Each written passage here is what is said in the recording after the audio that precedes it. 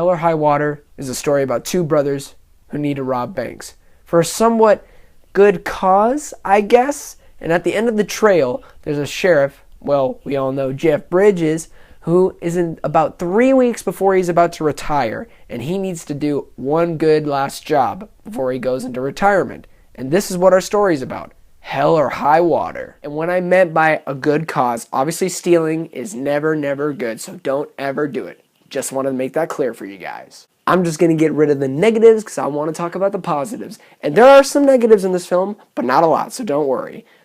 It's just there are some pacing issues, probably more in the middle, but I felt like the scenes that they were focusing on, maybe 2 or 3, tops. It's just they could have replaced those with something more emotional. And another little gripe, not really a negative, is I wish there was more depth, more emotional scenes between Pines and Foster's character, more brotherly love and more depth about the thing about their mom, something that happened, spoilers, won't say anything, and more of like something more in depth from Pines' character especially. But there is depth in this film, so don't get me wrong. It's just I wish there were a little bit more of it. Positives, right from the get-go. The opening of this film is fantastic, and there's at least 5 scenes, 6 scenes that I can say that were just flawless, like absolutely flawless, like from the performances, especially from Foster. Foster has to be the standout in this film. I was really juggling it in my head. I literally just saw it too like 30 minutes ago. I was like,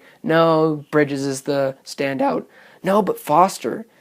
Oh, Pine got me there in that scene. No, but Foster.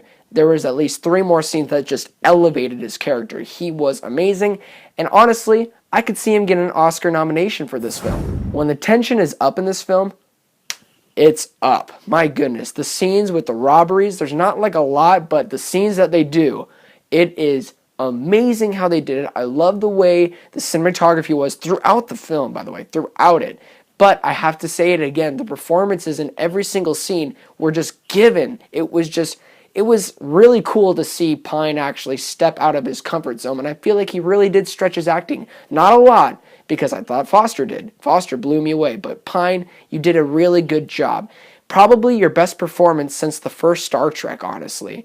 And Jeff Bridges would probably be second place for standout, because especially the second half of the second act and the third act, he was phenomenal. I was a little bit worried about it in the first act. I was just kind of like, I don't really see where your character's going. You just seem like a racist old sheriff.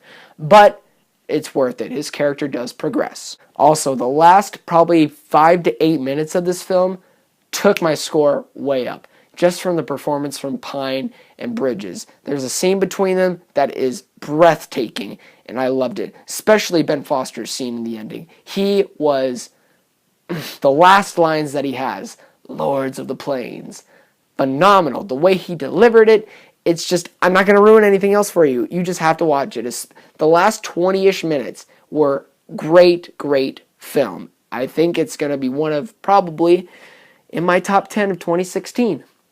It's, okay, honestly, there's a lot of films I have to juggle, so I'll get back to you guys about the top 10 at the end of the year. Overall, Hell or High Water gave me exactly what I wanted, and especially from the performances, they elevated the movie. It's not really boggled down by slow scenes because they were still good. It's just I wanted more depth between the brothers, and I will say it is worth the admission price, and I will buy it on Blu-ray. I'm going to give Hell or High Water a solid 8.5 out of 10. So I hope you enjoyed my review. Don't forget to like and subscribe, and don't forget to be blessed.